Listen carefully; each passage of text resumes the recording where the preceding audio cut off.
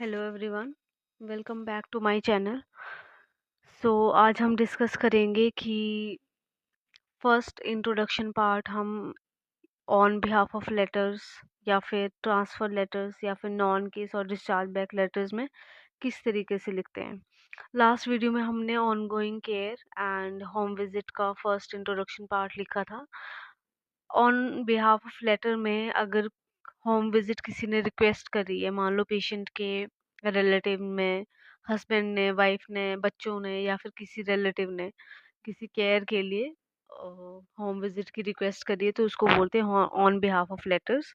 ठीक है, तो इन लेटर्स को हम किस तरीके से लिखते हैं या फिर ट्रांसफ़र लेटर किस तरीके से लिखा जाता है।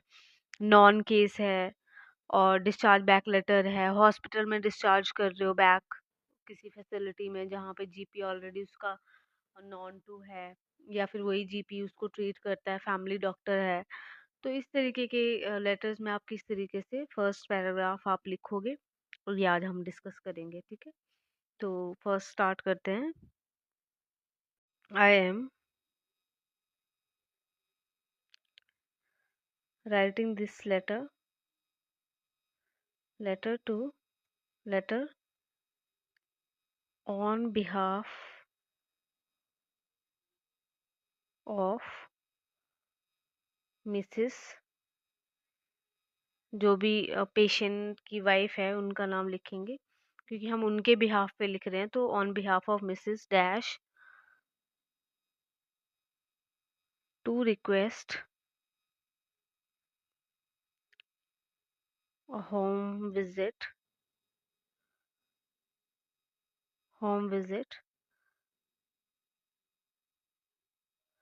फॉर, किसके लिए कर रहे हैं, फॉर हर हस्बैंड। ओके, फिर आप नाम लिख सकते हो यहाँ पे मिस्टर एक्स जो भी है, यहाँ पे वाइफ का नाम, यहाँ पे हस्बैंड का नाम। ओके, एंड देन हम यहाँ पे वैसे अगर नेक्स्ट लाइन पे आएगा तो इस पे कॉमा लगाएंगे एंड फिर लिखेंगे सेकेंड नेम, जो भी हस्बैंड का सेकेंड नेम है, मान लो Mr X who has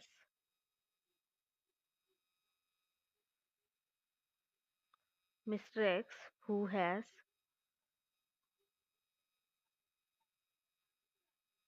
impaired mobility, okay, who has impaired mobility, he requires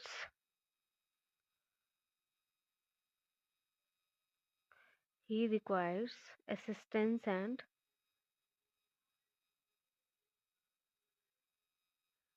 advice on, या फिर advice to enhance his mobility, और जो भी वहाँ पे दिया है मोबिलिटी और एम्बुलेशन, या जो भी टास्क मैं आपको दिया है, टास्क वहाँ पे दिया होता है, आप क्यों लिख रहे हो। ठीक है, तो ये आपका फर्स्ट लेटर इंट्रोडक्शन हो गया ऑन बिहाफ ऑफ लेटर के लिए, on behalf of letters. Okay, तो इस तरीके से आपको लिखना है। मान लो इसको हम फर्स्ट, उसके बाद हम अगर होम विजिट की बात हमने करी है कि ऑन बिहाफ ऑफ किसी रिलेटिव या फिर हस्बैंड वाइफ की तरफ से अगर होम विजिट का रिक्वेस्ट आया, तो इस तरीके से हम दूसरे लिख सकते हैं। ठीक है, दूसरा हमने सिंपल वाला ऑलरेडी डिस्कस किया हुआ है। ठीक है, ऑन गोइंग केयर वाला हमने कर लिया था। सेकंड, मान लो अगर हमें करना है ट्रांसफ़र लेटर, अगर हम ट्रांसफ़र कर रहे हैं किसी पेशेंट को, ट्रांसफ़र लेटर, तो इस सिनेरियो में हम किस तरीके से फर्स्ट, आप पैटर्न याद रखना, इसको नोट डाउन कर लो, स्क्रीनशॉट ले लो, ताकि आपको बस फिलअप्स करने रह जाएंगे कि अगर पेशेंट का नाम क्या दिया है वही फिल करना है, डिजीज कंडीशन क्या दी है वही फिल करना है, और आपको क्या टास्क दिया है एंड में, राइटिंग टास्क में, प्लान ऑफ केयर क्या है, टास्क से ऊपर जो एंड में केयर दी होती है, लास्ट विजिट होती है, या फिर लास्ट पैराग्राफ में कुछ आपको टास्क दिए होते हैं कि ये करना है इसको घर पे। तो वो चीज़ें आप ऐड ऑन कर सकते हो according to your criteria, but आपका पैटर्न क्राइटेरिया आप यही रखना। अगर आपको कंफ्यूजन है कि आपको किस तरीके से स्टार्ट करना है फर्स्ट पैरा, तो आप इनको याद रख सकते हो, बस आप फिलअप कर सकते हो अपनी चीज़ें, ठीक है। ट्रांसफर लेटर में हम लिख सकते हैं I am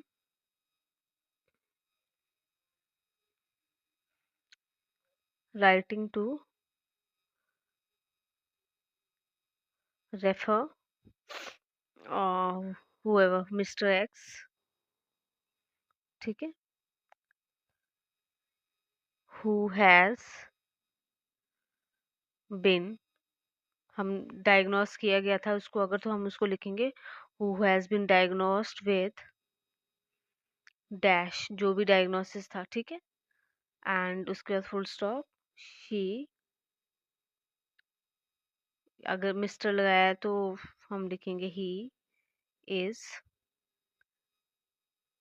being transferred, okay, to your facility, hospital दिया है या फिर क्लिनिक दिया है, वॉट एवर कुछ भी दिया है, आप उस तरीके से लिख सकते हो, अदरवाइज आप योर फैसिलिटी सेफ साइड लिख सकते हो, योर फैसिलिटी फॉर। अब कौन सी केयर के लिए भेज रहे हैं आप उसको, अर्जेंट केयर के लिए भेज रहे हैं, रिहैबिलिटेटिव केयर के लिए भेज रहे हैं, असिस्टेंस के लिए भेज रहे हैं, वो आपने यहाँ पे फिल करना है। मान लो यहाँ पे लिखा है रिहैबिलिटेटिव केयर और सपोर्ट, तो आप सीधा लिखेंगे facility for rehabilitative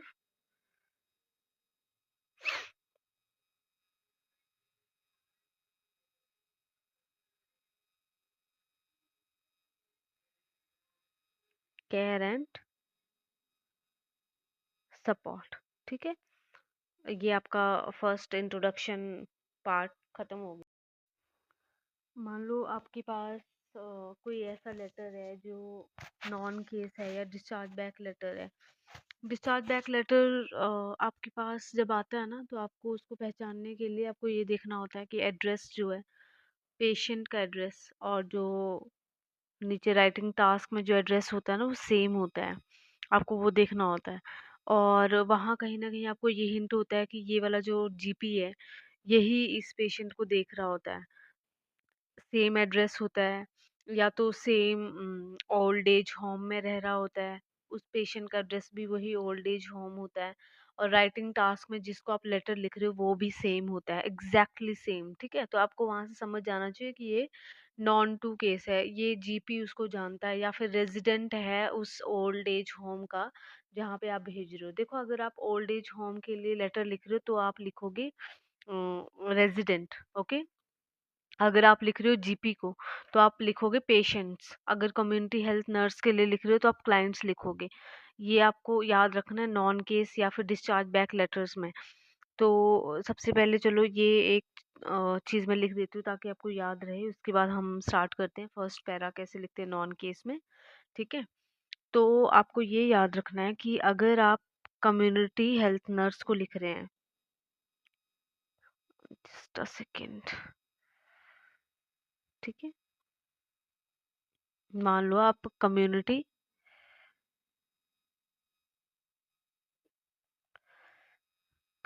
health nurse को लिख रहे हो, तो आप उनके लिए मेंशन करोगे वन ऑफ योर क्लाइंट्स, ठीक है, क्लाइंट्स, क्लाइंट्स। अगर आप जीपी को लिख रहे हो तो आप लिखोगे one of your patients,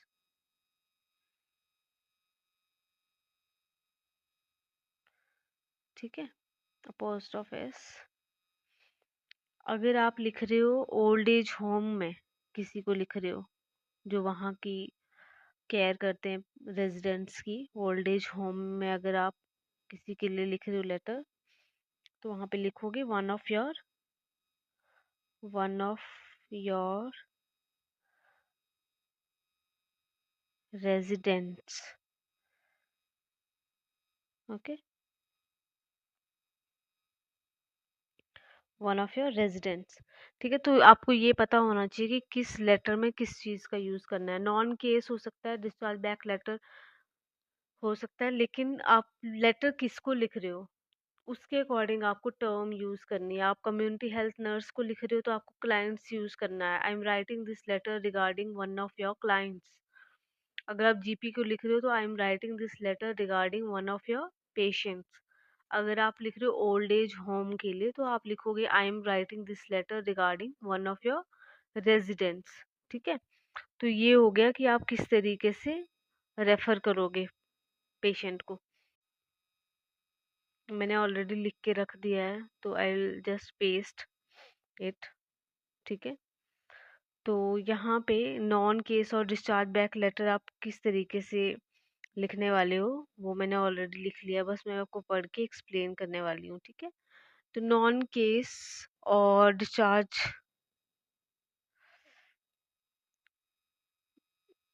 non case और डिस्चार्ज बैक लेटर आप किस तरीके से लिखोगे। देखो, अगर आप करंट हेल्थ स्टेटस किसी को अपडेट कर रहे हो पेशेंट का तो आप ये वाला फर्स्ट पैरा लिखोगे। ठीक है, अगर आप रेफर कर रहे हो, डिस्चार्ज कर रहे हो पेशेंट को तो आप ये सेकंड पैरा लिखोगे। फर्स्ट में देखो आप किस तरीके से लिखोगे कि I am writing to update the current health status of one of your patients Mrs X who has been diagnosed with. मान लो आप करंट अपडेट कर रहे हो स्टेटस उसका, हेल्थ स्टेटस, तो आप बताओगे कि आपके बहुत सारे पेशेंट्स में से कोई एक पेशेंट है जिसका हेल्थ स्टेटस मैं अपडेट कर रहा हूँ आपको। ठीक है, और उसके आगे लिखना है who has been diagnosed with, जिसका डायग्नोसिस ये था, जिसको डायग्नो इस बीमारी से डायग्नोस किया गया था। Full stop. She requires monitoring and continuous care. उसको ज़रूरत है मॉनिटरिंग की और कॉन्टिन्यूस केयर की फॉलोइंग हर डिस्चार्ज टुमारो। उस कल उसका डिस्चार्ज होने वाला है तो डिस्चार्ज के बाद उसको continuous monitoring and continuous care चाहिए है। तो आप ऐसे लिख सकते हो फर्स्ट में।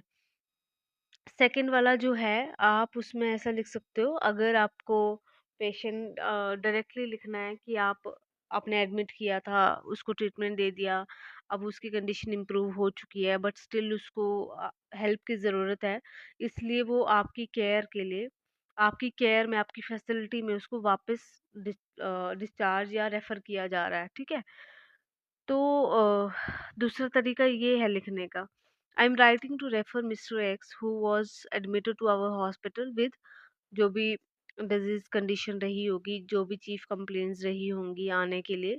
ठीक है, required treatment was given. Passive voice, passive हमने यूज़ किया है। एक्टिव वॉइस पैसिव वॉइस हमने बहुत ध्यान रखना होता है लेटर में, तो हमने यहाँ पे पैसिव वॉइस यूज़ किया हुआ है, वॉज। ठीक है, required treatment was given, now his condition has improved. Condition improve हो चुकी है इसलिए we use has improved, but he still needs assistance and management. अभी भी उसको, बेशक उसकी कंडीशन इम्प्रूव हो चुकी है but he still needs assistance and management. ठीक है, ही still needs assistance and management. Just a second, another. ठीक है, assistance and management. Hence, he is being referred back into your care और facility. Hence, इसलिए he is being, इसलिए उसको refer किया जा रहा है वापस आपकी फैसिलिटी में, ताकि आप उसको continuous assistance and management दे सको। That's how we write first paragraph for non-case और discharge back letters. तो फर्स्ट इंट्रोडक्शन पार्ट आप जितना इजी रखोगे, I have already told many times कि जितना इम्पोर्टेंट फर्स्ट पैराग्राफ है, आप जितना इसको इजी रखोगे, बहुत इजी लिखना है, बहुत डिफ़िकल्ट आपको वोकैब यूज़ नहीं करनी है, बहुत इजी तरीके से आपको पहले हिंदी में सोचना है, जो भी आपकी फर्स्ट लैंग्वेज है आप उसमें सोचो कि कितना इजी आप लिख सकते हो। ठीक है, जितना इजी आप लिखोगे उसको आप इतना उतने इजी तरीके से आप कन्वे कर सकते हो कि आप क्या चाहते हो रीडर से, या फिर आप जिसको लेटर लिख रहे हो रेसिपिएंट से। ठीक है, उसको जितना ईज़ी होगा पढ़ने में आपको ग्रेड्स उतने अच्छे आएँगे।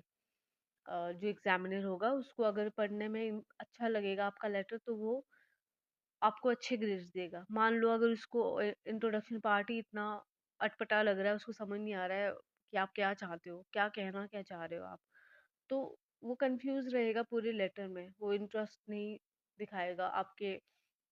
जितना भी आप डिफिकल्ट करते जाओगे आपकी ग्रामर मिस्टेक होती रहेंगी। आप हैज़ हैव में थोड़ा डिफिकल्टी क्रिएट करते रहोगे, गलतियां करोगे। ठीक है, वॉज वर में आप गलतियां करोगे, एक्टिव वॉइस पैसिव वॉइस आप नहीं लगाओगे। ग्रामर मिस्टेक उतना ज़्यादा होगा जितना आप डिफिकल्ट करने की कोशिश करोगे, जितना आप ज़्यादा वोकैब यूज़ करने की कोशिश करोगे। कनेक्टर्स बहुत ज़्यादा नहीं यूज़ करने होते हैं हमने फर्स्ट इंट्रोडक्शन पार्ट में, 1-2 आप यूज़ कर लो दैट्स ओके। बट आपका बहुत ही सिंपल होना चाहिए फर्स्ट पार्ट। तो इसको जितना ईज़ी रखोगे उतना ईज़ी आपका लेटर जो है पढ़ने वाले को लगेगा और अच्छे ग्रेड्स आएँगे आपके।